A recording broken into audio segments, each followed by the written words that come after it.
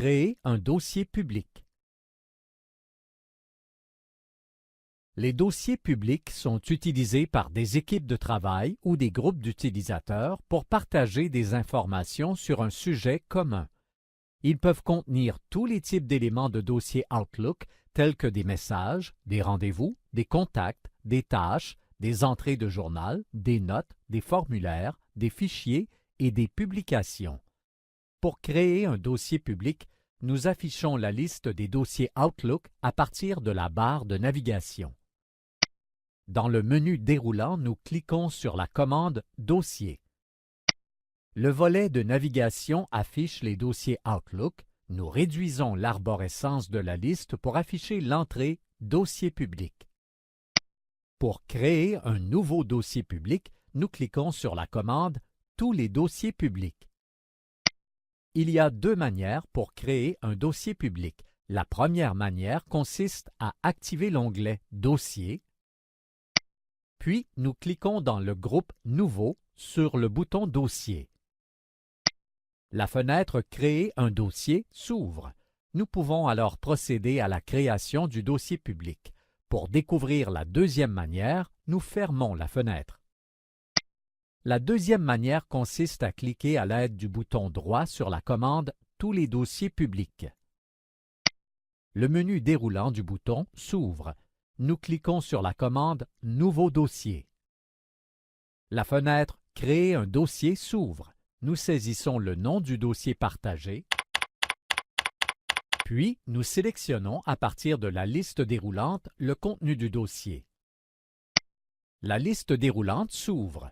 Ainsi, nous pouvons partager dans le dossier public des éléments contacts, des éléments courrier, des formulaires InfoPath, des éléments journal, des éléments notes ou des éléments tâches. Pour partager les courriels de la boîte de réception, nous cliquons sur la commande « Éléments courrier ». L'étape suivante est de sélectionner l'emplacement du dossier partagé. Nous pouvons alors placer le dossier directement à la racine de l'arborescence Dossier public ou dans un sous-dossier. Pour valider, nous cliquons sur le bouton « OK » pour valider. Le dossier public est créé. Toutefois, il est vivement recommandé de définir les autorisations du dossier afin de définir les personnes pouvant accéder au dossier et les tâches qu'elles peuvent entreprendre.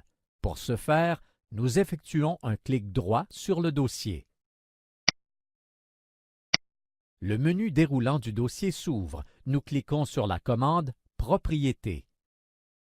La fenêtre « Propriétés » du dossier s'ouvre. Nous activons l'onglet « Autorisation d'accès ». La première liste de l'onglet affiche les noms des personnes pouvant accéder par défaut au dossier et le niveau d'autorisation accordé à chaque personne, mais nous pouvons personnaliser cette liste et modifier les autorisations accordées. Pour interdire une personne accédant par défaut au dossier, nous sélectionnons son nom de la liste, puis nous cliquons sur le bouton « Enlever ». Pour visualiser les autorisations accordées à une personne, nous sélectionnons son nom. Les niveaux d'autorisation et les tâches que la personne peut effectuer s'affichent dans la liste « Autorisation ». Pour modifier le niveau d'autorisation, nous cliquons sur le bouton de la liste déroulante « Niveau d'autorisation ». Le menu déroulant de la liste s'ouvre. Nous y trouvons les niveaux d'autorisation proposés par défaut par Outlook. Pour choisir un niveau, nous cliquons sur son entrée dans le menu déroulant. La liste des tâches autorisées pour la lecture, l'écriture, la suppression des éléments ou autres se met à jour.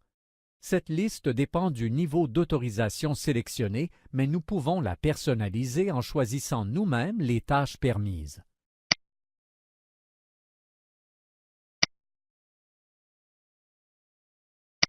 Pour valider les autorisations sélectionnées, nous cliquons sur le bouton « Appliquer ». Il est également possible d'ajouter une personne ou un groupe de personnes à la liste des personnes autorisées. Pour ce faire, nous cliquons sur le bouton « Ajouter ». La fenêtre « Ajouter des utilisateurs » s'ouvre. Nous y trouvons les contacts du dossier « Contacts » d'Outlook. Pour ajouter une personne, nous sélectionnons son nom, puis nous cliquons sur le bouton « Ajouter ». Ensuite, nous validons par le bouton « OK ».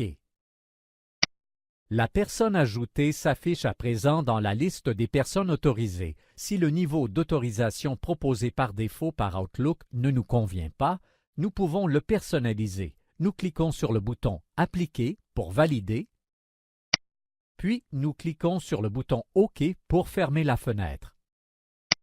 Les dossiers publics fournissent un moyen efficace de collecter, organiser et partager des informations avec les autres membres d'une organisation.